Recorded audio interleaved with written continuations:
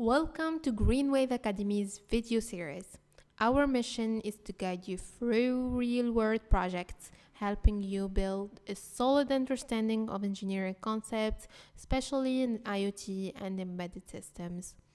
In this video, we'll dive into an implementation of Wi-Fi technology, using what we've learned to set up a remote environmental monitoring project.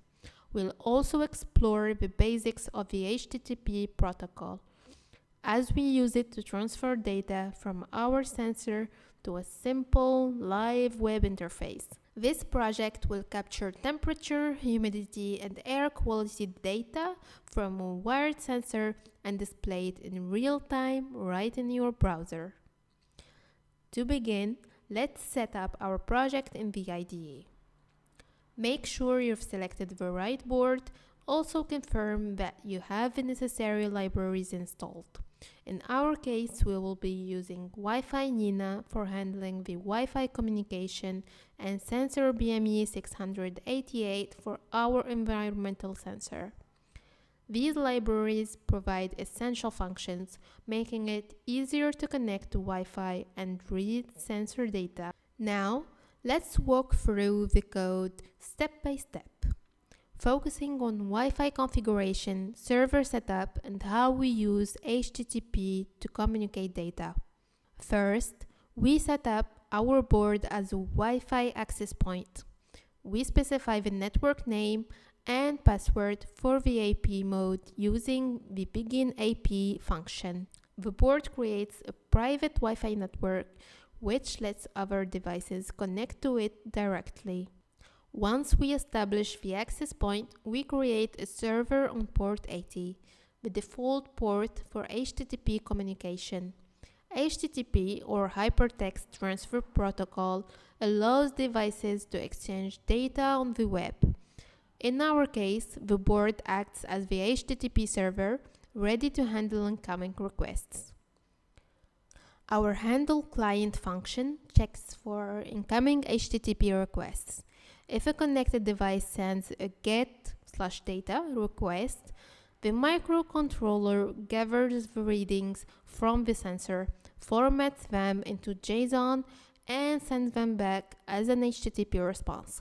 Each response includes temperature, humidity, and air quality values. The board also sends an HTML file to the client's browser, which provides a simple web interface. The HTML includes JavaScript that uses HTTP to fetch updated sensor data every 5 seconds, creating a live display. This approach makes HTTP a reliable protocol for direct, real-time data communication between devices on local networks.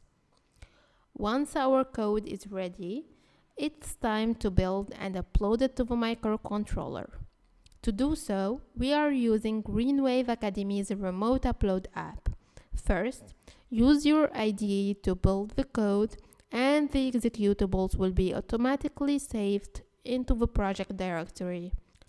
Using the remote upload app, we will choose the correct setup, select the executable we have just built, and then click Upload. The app handles the entire process even if you are not on site and provides you with a live stream of the hardware setup. Once uploaded, the board will begin broadcasting its Wi-Fi network and run the HTTP server automatically. As everything is uploaded successfully, we can connect to the board's Wi-Fi network. Open a web browser and type in the board's local IP address. This will bring up our HTML UI, displaying real-time sensor readings of temperature, humidity, and air quality levels. In this video, we set up a remote monitoring project, configuring a board as a Wi-Fi access point and HTTP server. This setup allowed us to easily retrieve and view sensor data over a web interface.